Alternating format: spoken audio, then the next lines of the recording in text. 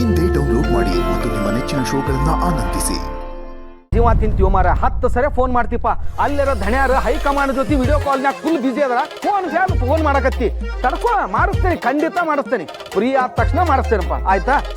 ಹಾ ಹೇಳಪ್ಪ, ಯಾರು ನೀನು, ಏನಾಗಬೇಕಾಗೈತಿ? ನಮಸ್ಕಾರ ಸರ್, ನಾನು ಯೋಗಿ ಅಂತ MLA ಸಾಹೇಬ್ರು ಇದಾರಲ್ಲ, ಅವ್ರ ಮಗ ಸಿದ್ದೇಗೌಡರು, ಅವ್ರನ್ನ ಭೇಟಿ ಆಗ್ಬೇಕಿತ್ತು. ಅವ್ರನ್ನ ಭೇಟಿ ಆಗ್ಬೇಕಾ? ಯಾಕ, ಏನ್ ಕೆಲ್ಸಿತ್ತು ಸರ್? ಒಂದು ತುಂಬಾ ಇಂಪಾರ್ಟೆಂಟ್ ವಿಷಯ ಇತ್ತು, ಅವ್ರ ಹತ್ರನೇ ಮಾತಾಡ್ಬೇಕಿತ್ತು. ಅವ್ರಂತೂ ಈಗ ಮನ್ಯಾಗಿಲ್ಲನಪ್ಪ.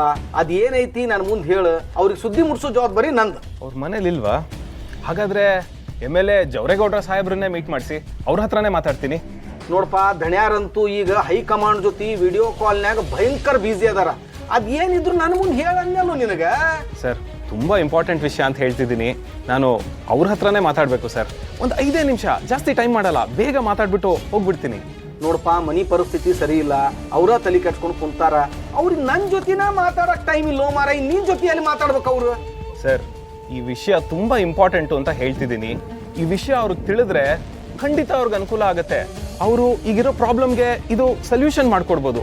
ದಯವಿಟ್ಟು ಸರ್, ಪ್ಲೀಸ್ ಮೀಟ್ ಮಾಡಿಸಿ ಸರ್. ನೋಡಪ್ಪ, ತಲೆ ಕೆಡ್ಸ್ಕೊಂಡು ಅವರ ದಾರಿ ಕಾಣದಂಗ ಕುಂತಾರ ಅಂತ ಅದ್ರಾಗ ನೀ ಏನ್ ದಾರಿ ತೋರ್ಸಕ್ ಬಂದಿವೋ ಮಾರಾಯ ಅವ್ರಿಗೆ?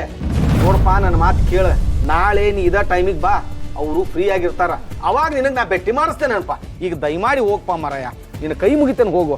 ಸರ್, ಮರಿಬೇಡಿ ಸರ್, ದಯವಿಟ್ಟು ಸಿದ್ದೇಗೌಡ್ರನ್ನಾದ್ರೂ ಮೀಟ್ ಮಾಡಿಸಿ, ಇಲ್ಲ MLA ಸಾಹೇಬ್ರನ್ನಾದ್ರೂ ಭೇಟಿ ಮಾಡಿಸಿ. ಮರಿಬೇಡಿ ಸರ್, ನಾಳೆ ಖಂಡಿತ ಮತ್ತೆ ಬರ್ತೀನಿ, ಪ್ಲೀಸ್ ಸರ್. ಏನ್ ತಲಿ ತಿಂತ ನೀವ? ಆಯ್ತು ಹೋಗೋ ಮಾರಾಯ, ನಾಳೆ ಬಾ, ಭೇಟಿ ಮಾಡಿಸ್ತೇನೆ ನಾನೇ. ಖಂಡಿತ ಬರ್ತೀನಿ ಸರ್, ಮರಿಬೇಡಿ.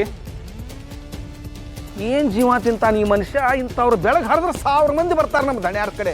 ನಿಮ್ನ ಎಲ್ಲಾರನ್ನು ಭೇಟಿ ಮಾಡ್ಕೊಂಡು ಕುಂತ್ರ ದಣ್ಯಾರಿಗೆ ಬೇರೆ ಕೆಲಸ ನಿಲ್ದಂಗೆ ಆಗೋಗ್ಬಿಡ್ತೈತಿ. ಏನ್ ಹೇಳ್ಬೇಕು ಏನೋ. ಗಜಾನನ ಅವರ ಯಾರದು? ಗಜಾನನ ಸಿದ್ದು ಮತ್ತೆ ಮಾವನ ಬಗ್ಗೆ ಏನೋ ಕೇಳ್ದಾಗಿತ್ತು, ಏನಂತೆ? ಏನ್ ವಿಷಯ?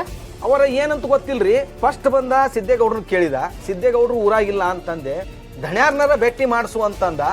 ಒಂದೇನೋ ಮುಖ್ಯವಾದ ವಿಷಯ ಐತಿ, ದಣ್ಯಾರ ಜೊತೆನೇ ಮಾತಾಡ್ಬೇಕು ಅಂದ. ನಾ ಅಂದೆ, ನೋಡಪ್ಪ, ಈಗ ದಣ್ಯಾರ ಜೊತೆ ಮಾತಾಡಕ ಅವರು ಬ್ಯುಸಿ ಅದಾರ, ನೀ ನಾಳೆ ಬಾಪ ಅಂತ ಹೇಳಿ ಕಳ್ಸ ನೋಡ್ರಿ. ಸರಿ.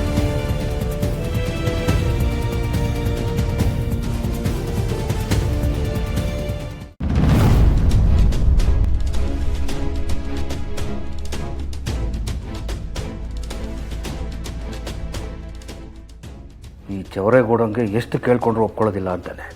ಇನ್ನು 2 ದಿವಸದಲ್ಲಿ ದುಡ್ಡು ಕೊಡಬೇಕು ಅಂತಾನೆ. ಅಷ್ಟು ದುಡ್ಡಿಗೆ ನಾನು ಯಾವ ಬ್ಯಾಂಕ್ ದರೋಡೆ ಮಾಡಲಿ? ಎಲ್ಲ ಸರಿಯಾಗೇ ಇತ್ತು. ಅವತ್ತು ಮಾವನ್ನು ದುಡ್ಡು ಕೇಳೋಣ ಅಂತ ಹೋದಾಗ ಆ ಡುಬಾಕ್ ಜಯಂತ್ ಬರದೇ ಹೋಗಿದ್ದಿದ್ರೆ ಇಷ್ಟೊತ್ತಿಗೆ ಏನೋ ಆಗಿರ್ತಾಯಿತ್ತು. ಆದರೆ ಅವನು ಬಂದು ಎಲ್ಲ ಹಾಳು ಮಾಡ್ದ. ನಮ್ಮ ಮತ್ತೆ ಕೈಲಾಸ ಸೇರಿದರು. ಈಗ ಹೋಗಿ ಕೇಳೋಣ ಅಂದರೆ ಅವರಿರೋ ಪರಿಸ್ಥಿತಿನಲ್ಲಿ ದುಡ್ಡು ಕೊಡೋದಿಲ್ಲ ಅಂತ ಹೇಳಿದ್ರು ಹೇಳ್ಬೋದು. ಯಾರ ಹತ್ರ ದುಡ್ಡು ಕೇಳಲಿ?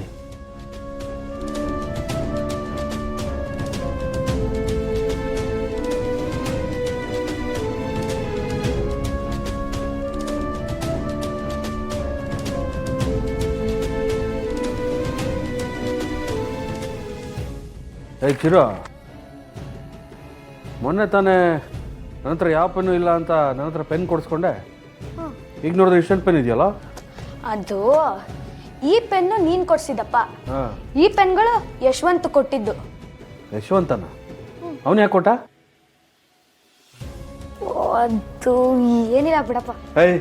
ನಿಜ ಹೇಳ, ಅವನು ಯಾಕೆ ನಿಂಗೆ ಪೆನ್ ಕೊಡ್ತಾನೆ? ಅದು ಯಶವಂತ ಇದಾನಲ್ಲ, ಅವನು ವಿಹಾನ್ ಬ್ಯಾಗಲ್ಲಿ ಜಾಮಿಟ್ರಿ ಬಾಕ್ಸ್ ಕದೀತಿದ್ದ. ನಾನು ಅದನ್ನ ನೋಡಿ ಟೀಚರ್ಗೆ ಹೇಳ್ತೀನಿ ಅಂದಿದ್ದಕ್ಕೆ ಚಾಕ್ಲೇಟ್ ಮತ್ತೆ ಇಷ್ಟು ಪೆನ್ ಕೊಟ್ಟ.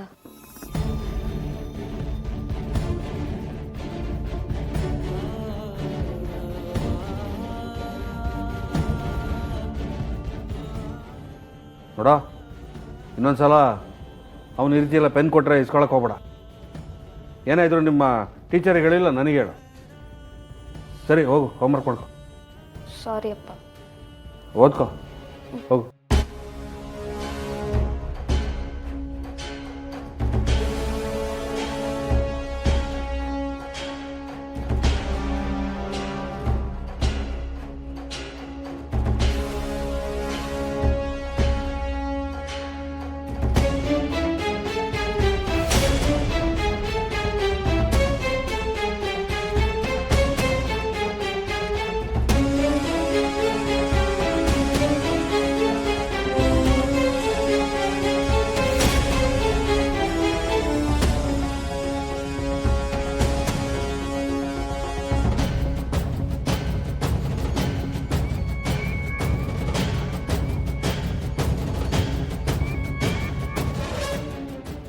ಈಗ ಹೇಗಿದ್ದರೂ ಮಾವನ ಹತ್ರ ದುಡ್ಡು ಕೇಳೋದಕ್ಕಾಗಲ್ಲ.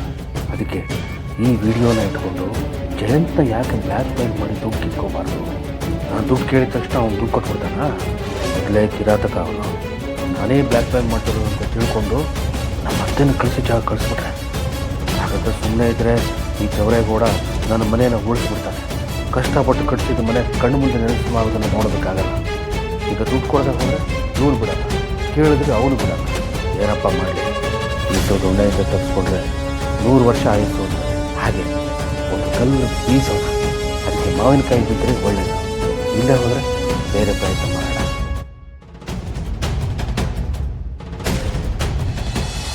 ಏನೇ ಕೆಲಸ ಮಾಡದೆ ಹಿಂಗೆ ನಿಂತಿದ್ಯಾ? ಏನಾಯ್ತು? ಯಾಕೋ ಅಣ್ಣನ ಮನೆ ತುಂಬಾ ನೆನಪಾಗ್ತಿದೆ ರೀ. ಅಪ್ಪನ ಅಣ್ಣನ ಒಂದ್ಸಲ ಹೋಗಿ ನೋಡ್ಕೊಂಡ್ ಬರಲ್ವಾ? ಯಾಕೆ ಹೀಗೆ ಹೇಳ್ತಾ ಇದೆಯಾ ಲಕ್ಷ್ಮಿ? ಅವ್ರೆಲ್ರು ಈಗ ಯಾವ ಸ್ಥಿತಿಲಿದ್ದಾರೆ ಅಂತ ಗೊತ್ತಿದ್ದು ನನಗೆ ಯೋಚನೆ ಬರ್ದೇ ಇರುತ್ತ. ಮನೆ ಮಹಾಲಕ್ಷ್ಮಿ ತರ ಇದ್ದ ನಮ್ಮ ಅತ್ತಿಗೆನ ಕಳ್ಕೊಂಡು ಪಾಪ ಅವರೆಲ್ಲ ಯಾವ ಸ್ಥಿತಿಲಿದ್ದಾರೋ, ಅಡ್ಗೆ ಮಾಡ್ಕೊಂಡ್ರೋ ಇಲ್ವೋ, ಊಟ ಮಾಡಿದ್ರೋ ಇಲ್ವೋ ಒಂದು ಗೊತ್ತಾಗಲ್ಲ. ಅದಕ್ಕೆ ಒಂದೇ ಒಂದ್ಸಲ ಅಲ್ಲಿ ಹೋಗಿ ಅಪ್ಪನ ಅಣ್ಣನ ಮಾತಾಡ್ಸ್ಕೊಂಡ್ ಬರೋಣ. ನೋಡು, ಇಂಥ ಸಮಯದಲ್ಲಿ ನಿನ್ನ ಮನೆ ಮಗಳಾಗಿ ಅಪ್ಪ ಅಣ್ಣನ ಆರೈಕೆ ಮಾಡಬೇಕು ಅಂತ ಆಸೆ ಪಡೋದ್ರಲ್ಲೇನೂ ತಪ್ಪಿಲ್ಲ. ಆದರೆ ಒಂದು ಸ್ವಲ್ಪ ಅಲ್ಲಿ ಪರಿಸ್ಥಿತಿನೂ ಯೋಚನೆ ಮಾಡಿ ನೋಡಿ. ಈಗ ಅವ್ರ ಮನೆಗೆ ಊರಿನವರು ಸಮಾಧಾನ ಮಾಡೋದಕ್ಕೆ ಹೋಗಿ ಬಂದು ಮಾಡ್ತಿರ್ತಾರೆ. ನೀನು ಅಲ್ಲಿಗೆ ಹೋಗೋದು, ಅವತ್ತಾದಾಗೆ ಹಳ್ಳಿ ಜನ ಏನಾದರೂ ಮಾತಾಡೋದು, ಇವೆಲ್ಲ ಯಾತಕ್ಕೆ ಅಂತ ಒಂದು ಸ್ವಲ್ಪ ದಿನ ಕಾಡಿ ನಾವು ಹೋಗ್ಬಾರ. ಊರಲ್ಲಿ ಯಾರೋ ಏನೋ ಮಾತಾಡ್ತಾರೆ ಅಂತ ನಾವು ಅವ್ರ ಮನೆಗೆ ಹೋಗಿ ಅವ್ರನ್ನ ಸಮಾಧಾನ ಮಾಡೋದು ತಪ್ಪ? ನೀನ್ ತಪ್ಪಾಗಲ್ಲ ಅಂತ ಅನ್ಕೊಂಡಿದ್ಯಾ? ಅಲ್ಲಿ ಹೋದ್ರೆ ಊರಿನ ಜನ ತಪ್ಪಾಗಿ ಮಾತಾಡಲ್ಲ ಅಂತ ಏನ್ ಗ್ಯಾರಂಟಿ? ಇಷ್ಟು ವರ್ಷ ನೀನು ಅನುಭವಿಸಿರೋ ನೋವೇ ಸಾಕು. ನಾವಲ್ಲಿ ಹೋಗೋದು ಮತ್ತೆ ಇನ್ನೇನೋ ಆಗೋದು. ಇನ್ನು ಮೇಲೆ ನೀನು ನೋವು ಅನುಭವಿಸೋದನ್ನ ನನ್ನ ಕೈಲಿ ತಡ್ಕೊಳಕ್ಕಾಗಲ್ಲ. ಈಗ ಹೇಗಿದ್ರು 12-13 ದಿನದ ಕಾರ್ಯಕ್ರಮಕ್ಕೆ ಕರಿಬೇಕಲ್ಲ, ಅವಾಗ ಕರೆದಾಗ ನಾವು ಖಂಡಿತ ಹೋಗ್ಬರೋಣ. ಲಕ್ಷ್ಮಿ, ನನಗೆ ಹೇಳ್ದೆ ಅಂತ ನಿನಗೆ ಬೇಜಾರಾಯ್ತಾ? ನೋಡು, ನಾನು ಈ ಮಾತನ್ನು ಯಾತಕ್ಕೆ ಹೇಳ್ತಿದ್ದೀನಿ ಅಂತ ಅರ್ಥ ಮಾಡ್ಕೋ. ನಿಮ್ಮ ಅಣ್ಣನ ಮನಸ್ಸಲ್ಲಿ ಏನಿದೆ ಅಂತ ಯಾರಿಗೆ ಗೊತ್ತು? ಅವರು ನಿನ್ಗೆ ಇವಾಗ ಕ್ಷಮಿಸ್ಬೇಕು ಅಂತ ಅನ್ನಿಸ್ತಿದ್ಯೋ, ಅಥವಾ ಅವ್ರಿಗೆ ನಿನ್ನ ಮೇಲೆ ಇನ್ನೂ ದ್ವೇಷ ಬಂದಿದೆಯೋ? ಅವರು ಬಾಯ್ಬಿಟ್ಟು ಹೇಳಿಲ್ಲ. ಇಂಥ ಸಂದರ್ಭದಲ್ಲಿ ನಾವಲ್ಲಿ ಹೋದ್ರೆ ಮತ್ತೆ ಏನೋ ಆದರೆ ಅಂತ ಅಷ್ಟೇ ನನ್ನ ಆಲೋಚನೆ. ಇನ್ನೊಂದು 2 ದಿನ ಸಮಾಧಾನದಿಂದ ಇದ್ಬಿಡು. ಅವ್ರು ಕರೀತಾರಲ್ಲ, ಅವಾಗ ಖಂಡಿತ ಹೋಗ್ಬರೋಣ. ಲಕ್ಷ್ಮೀ ನಿವಾಸ